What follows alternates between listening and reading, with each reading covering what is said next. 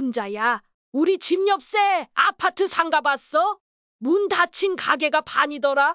그러게 말이야. 간판만 번쩍이지 사람은 없더라니까. 1층 치킨집도 석 달 만에 접었다더라. 월세가 300이라던데 어떻게 버티냐고. 아이고, 요즘은 피도 눈물도 없다지. 장사 좀 하려면 매출보다 월세가 더 나간다던데. 예전 같으면 골목 분식집이 제일 북적였는데 요샌 냄새조차 안 나니 허전해. 그러니까 돈 들여 새 건물 들어가는 것보다 사람 많은 골목이 낫다니까. 발길 없는 상가엔 바람만 돈다더니 딱 그 꼴이더라고. 우리도 뭐 하나 해볼까 했는데 이 얘기 듣고 나니 겁부터 난다. 안녕하십니까? 59년 동안 살아오며 30년 넘게 부동산 중개업을 해온 이규철입니다. 제 명함에 적힌 직함은 소장이지만 사실 저는 하루하루가 공부이고 또 반성이더군요. 오늘도 새벽 5시 반에 눈을 떠 물 한 잔 마시고 동네 상가 골목을 한 바퀴 돌았습니다. 이 새벽 공기의 서린 냄새와 바람 소리를 듣고 있으면 어제 저녁까지 계산기 두드리며 고민하시던 사장님들 얼굴이 하나씩 떠오릅니다. 그분들 이야기가 제 가슴 한켠을 늘 무겁게 하거든요.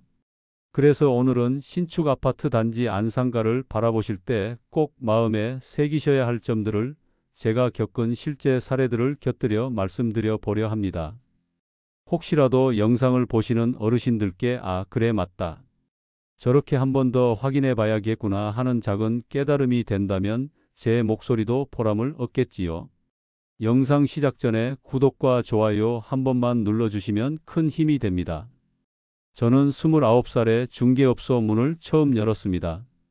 그 시절 분당 서현역 근처가 한창 개발 붐을 타고 있었는데 3층짜리 소형 상가주택 하나가 동네 중심처럼 자리하고 있었습니다. 낮에는 분식집 떡볶이 냄새가 골목 끝까지 퍼졌고 저녁이면 노래방 반주가 건물 외벽을 타고 흘러나왔습니다. 저는 젊은 피 하나 믿고 3층 술집 계약을 맡았는데 방음이 안 돼 아래층 떡볶이집 사장님이 국물이 천장에서 뚝뚝 떨어진다며 난리가 나곤 했지요. 그때 저는 몸으로 배웠습니다. 상가란 결국 사람 소리와 냄새가 뒤섞여야 숨을 쉰다는 사실을요. 그런데 요즘 신축 아파트 단지 안상가를 가보면 어떻습니까? 겉은 유리벽으로 번쩍이지만 정작 안에는 사람 냄새가 없습니다. 손님이 드나들어야 바닥이 조금씩 닳아 윤이 나는데 걸어다니는 사람이 없어 바닥광이 거울처럼 반사될 정도로 반들반들합니다. 그럴 때마다 저는 예전 떡볶이 냄새가 그립습니다. 2년 전 이야기부터 꺼내 보겠습니다. 경기도 남부 세대수가 6천을 훌쩍 넘는 대단지 아파트가 준공됐습니다. 입주 막바지 무렵 건설사 분양팀에서 상가 호실이 거의 다 나갔다며 저에게 현장 구경을 권했습니다. 저는 의례적인 시차리려니 하고 갔는데 오후 3시 반 복도를 걷는데 내내 발걸음 소리가 제 앞뒤로 울릴 뿐 사람이 보이지 않았습니다. 유리벽 너머 첫 번째 호실은 빵집이었는데 젊은 부부가 오븐열을 고스란히 머금은 얼굴로 카운터를 지키고 있었습니다. 진열장에는 소보루가 산더미처럼 쌓여 있었지만 손님은 어린아이 둘이 전부였지요. 저는 명함을 주며 매출을 조심스레 여쭙습니다. 남편분이 빵칼을 내려놓고 속삭이듯 말씀하시더군요. 하루 매상이 60만 원 남짓인데 월세가 280이고 전기료와 버터값까지 치면 적자가 눈덩이처럼 굴러간다고요. 분양 설명회에서는 순이익이 100만 원은 남는다고 했지만 무상임대 기간석 달이 지나자 곧바로 상황이 반전됐다는 겁니다. 은행 대출이 예상보다 적게 나오고 이자율은 2배 가까이 뛰어버렸고요. 결국 그 부부는 5천만 원을 사채로 메워넣고 버티고 있었지만 6달을 넘기지 못하고 철수했습니다. 이 자리엔 지금도 임차인 모집 안내문이 붙어 있습니다. 임대료를 낮추지 못하는 상가 주인도 높아진 월세를 감당 못한 임차인도 모두 상처를 안은 채 떠나버린 것이죠. 같은 단지 안 치킨집 사례도 빼놓을 수 없습니다. 저는 그날 저녁 7시쯤 기름 냄새를 따라 주방으로 들어갔는데 사장님은 닭을 삶으면서도 휴대전화만 바라보고 계셨어요. 배달 한 것만 더 오면 오늘 일당 은 건진다고 하시더군요. 문제는 배달앱 수수료가 주문액의 30%가 넘다 보니 겨우 한두 건 추가된다고 해서 채산성이 맞지 않았습니다. 그분은 입주민 단톡방에 맛없다고 찍히면 우리 장사는 끝장이라며 혀를 끌끌 차셨습니다. 실제로 단톡방에 치킨이 눅눅하다는 글이 올라오고 나서 주문 건수는 절반이 되었습니다. 아파트 상권이 가진 특유의 폐쇄성과 여론 의존성이 그대로 드러난 셈입니다. 10달 뒤 치킨집도 문을 닫았습니다. 가게 앞 유리문엔 닭다리 모양 스티커가 남아서 손님 없는 복도를 쓸쓸히 지키고 있더군요. 이번엔 지방 사례를 말씀드려 보겠습니다. 저는 작년 봄 대구 인근 신도시에서 분양 막바지에 나온 상가를 점검해 달라는 의뢰를 받았습니다. 총 세대수는 4,000세대, 주변으로는 아직 빈 공터와 건설 현장이 뒤섞여 있었지요. 의뢰인 김 사장님은 65세 PC방을 운영해 보고 싶다며 상가 투어를 신청하셨습니다.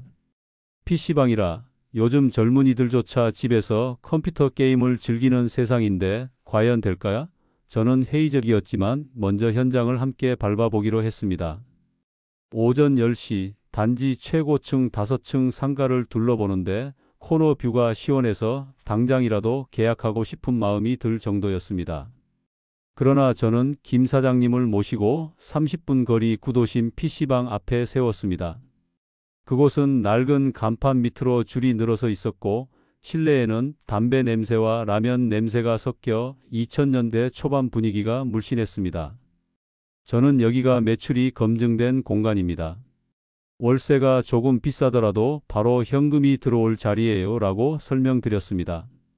김 사장님은 그래도 새 건물에 들어가면 깔끔해서 손님이 몰릴 것이라고 고집하시더군요. 저는 끝까지 만류했습니다. 신축 상가 월세가 250, 관리비와 냉난방비까지 합치면 300이 넘어가는데 PC방 단가로는 절대 수지를 맞출 수 없었거든요. 결국 김 사장님은 제 말에 따라 구도심 매장을 택했고 지금은 월세 300을 벌어들이며 손주 학비를 보태고 계십니다. 새 건물을 향한 막연한 기대감보다 실제 소비 동선을 따라가 본 결과지요. 이쯤에서 반대로 성공한 신축 상가 사례도 하나 말씀드리겠습니다. 작년 겨울 경북 북부의 군청 앞에 새로운 행정복합타운이 들어섰는데 의료시설 수요가 빠르게 몰릴 거란 예상 아래 1층 약국과 2층 정형외과가 동시에 임차를 결정했습니다. 저는 건물 구조도를 보며 유심히 살폈습니다. 어르신들이 계단을 편히 오르내릴 수 있도록 경사가 완만한지, 엘리베이터는 진입로와 바로 연결되는지, 대기 공간이 넉넉한지 하나하나 체크했습니다. 두 업체가 손을 잡자 3층 미용실, 4층 재활운동센터가 자연스럽게 뒤이어 들어왔습니다. 배후 인구가 행정타운 공무원과 주변 주거지 어르신으로 분명하고 병원과 약국이 상가에 생명력을 불어넣으니 전용률이 금세 90%를 넘겼습니다. 이런 경우에는 상가를 조금 비싸게 매입하더라도 높은 공실 위험을 상쇄시킬 수 있습니다. 제 이야기만 늘어놓기엔 아쉬우니 제가 모시는 점주님 한 분이 직접 겪으신 사례를 조금 상세히 풀어보겠습니다. 박춘자 사장님은 올해 68이신데 평생 식당 일에 몸을 담으셨습니다. 늘 손맛이 좋다는 소리를 듣고도 장사 한번 제대로 해보지 못해 마음 한켠이 허전하다고 하시더군요. 작년 여름 새 아파트 상가 구석 자리라도 좋으니 쿡밥집을 열겠다고 찾아오셨습니다. 저는 먼저 박 사장님과 함께 세 군데를 동시 비교했습니다. 첫째는 분양가가 높은 신설 단지 1층, 둘째는 구도심 대로변 코너, 셋째는 반지하에 가까운 학원과 골목 국수집 자리였습니다. 박 사장님은 새 단지 매장을 보고 흡족해 하셨으나 저는 숨은 비용을 보여드리기 위해 임대차 계약서 예상 초안을 작성해 드렸습니다. 월세 250, 관리비 50, 원상복구 비용 최소 1200, 그리고 쿡밥집 특성상 덕트 공사와 바닥 방수 공사에 500은 더 들어가야 했습니다. 박 사장님은 손이 떨린다며 서둘러 서류를 내려놓으셨습니다. 반면 구도심 코너 국밥집은 권리금 3천이 붙었지만 월세는 160이었고 단골 손님이 5년 가까이 유지된다는 점이 매력적이었지요. 결국 박 사장님은 구도심 코너를 선택했고 저는 밤 9시까지 남아홀과 주방 동선을 직접 그리며 메뉴판 가격까지 정리해 드렸습니다. 지금 그 국밥집은 점심시간마다 직장인 줄이 길어 겨울철에는 육수가 떨어질까 직원 셋이 연신 뚝배기를 날라야 합니다. 박 사장님은 권리금이 아깝지 않았다고 늘 말씀하십니다. 이쯤에서 창업 준비하시는 어르신께 꼭 드리고 싶은 4가지 점검 과정을 풀어놓겠습니다. 첫 번째, 계약서를 쓰기 전에 반드시 새벽과 정오와 밤늦은 시각 이렇게 3번은 그 자리에 서 보십시오. 새벽엔 어떤 냄새가 나고 정오엔 몇 사람이 오가며 밤에는 불이 꺼진 가게가 몇 곳인지 직접 눈으로 확인해야 합니다. 두 번째, 대출 조건은 분양 설명회에서 말하는 아파트 시세 자료가 아니라 실제 은행 지점장이나 여신 담당자의 확정 서면을 받아보셔야 합니다. 세 번째, 무상임대 기간이 아무리 길어도 그 이후 매출이 얼마나 나와야 손익분기점을 넘길 수 있는지 손으로 써 보셔야 합니다. 네 번째, 폐업 시 원상복구에 들어갈 벽체, 철거 비용, 바닥 교체 비용, 덕트 청소 비용까지 항목별로 견적을 받아 두고 계약서 특약에 그 책임 범위를 명시해야 합니다. 이런 과정을 거치면 열의 9은 과열된 분양가나 월세를 보고도 침착하게 뒤로 물러설 수 있습니다. 제 경험담 하나만 더 곁들여 볼까요? 저는 몇 해 전 코로나 사태로 거리 두기가 극심하던 시기에 직접 작은 동네 카페를 운영했습니다. 어디까지나 현장을 체험하려는 마음이 컸지요. 처음엔 수도권 신도시 신축 상가를 검토했습니다. 무상임대 기간이 6달이라는 달콤한 조건이 붙어 있었습니다. 그런데 관리비가 우편함에 고지서가 꽂히지 않는 달이 없을 정도로 높았고 무료 기간이 끝난 뒤 월세가 300을 넘어섰습니다. 저는 결국 포기하고 서울 구도심 버스 정류장 모퉁이 위층 공간을 골랐습니다. 전세입자가 학원 셔틀 대기실로 쓰던 곳이라 서가가 여기저기 놓여 있었고 벽지는 벗겨져 곰팡이가 앉아 있었습니다. 저는 직접 장판을 걷어내고 밤새 페인트를 칠했습니다. 새벽이 밝을 무렵 페인트 냄새에 취해 잠시 기절하듯 누웠는데 창문 너머로 버스 첫 차를 기다리던 어르신 2분이 제게 손을 흔들어 주시더군요. 그 순간 이곳이 맞구나 확신했습니다. 개업 첫날 매상은 겨우 3만 원이었지만 한 달 뒤 버스 기사님이 동료 기사들을 데리고 와 커피 10잔을 한꺼번에 주문했고 2달째부터는 인근 시장 상인들이 아침마다 테이크아웃으로 줄을 섰습니다. 월세 130과 전기료 50을 제하고도 서너 달 뒤엔 순익 50을 꾸준히 남겼고요. 중요한 건 낮은 임대료 덕분에 가격을 유연하게 조정할 수 있었고 주변 상인들과 정을 쌓아 서로 손님을 소개해 준다는 점이었습니다. 제가 이제까지 말씀드린 내용은 한마디로 요약하면 이렇습니다. 눈에 보이는 새로움이 아니라 사람 발길이 닳아 있는지 그리고 비용 구조가 현실적인지 그 2가지만 확인하면 길이 보입니다.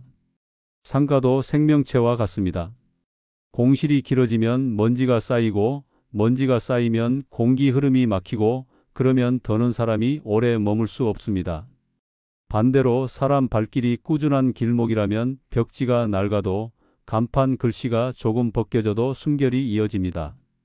저는 앞으로도 현장 구석구석을 누비며 이런 살아있는 숨결을 찾아내는 일을 계속할 생각입니다. 마지막으로 어르신들께 꼭 드리고 싶은 당부 말씀을 이어보겠습니다. 창업은 결코 늦은 나이라는 이유만으로 망설일 일이 아니라고 생각합니다. 다만 우리의 땀과 시간을 담보로 내놓는 만큼 준비 과정에서 더 꼼꼼해야 합니다. 상가주택 한 채를 분양받아 임대 넣는다고 해서 노후가 자동으로 보장되던 시대는 이미 지났습니다. 자녀들이 살 집 사주고 남는 돈으로 상가 하나 사두면 된다는 식의 막연한 계산은 지금처럼 금리가 높고 소비 패턴이 급변하는 시대엔 위험합니다. 상가의 가치는 벽돌이 아니라 손님 발자국이 결정합니다. 저는 그 손님 발자국을 읽어드리는 안내자 역할을 자처해왔고 앞으로도 그럴 것입니다. 오늘 이야기를 끝까지 들어주셔서 고맙습니다. 영상이 도움이 되셨다면 화면 아래 작은 손 모양 표시 한번 눌러주시고 더 궁금한 점이나 현장에서 겪으신 고민이 있다면 댓글에 남겨주십시오. 시간이 허락하는 대로 현장 사진과 실제 계약서 예시까지 준비해 다시 이야기 나누겠습니다. 언제나 건강하시고 여러분의 사업과 일상이 풍요롭게 이어지길 기원합니다. 오늘도 행복한 하루 보내세요. 감사합니다.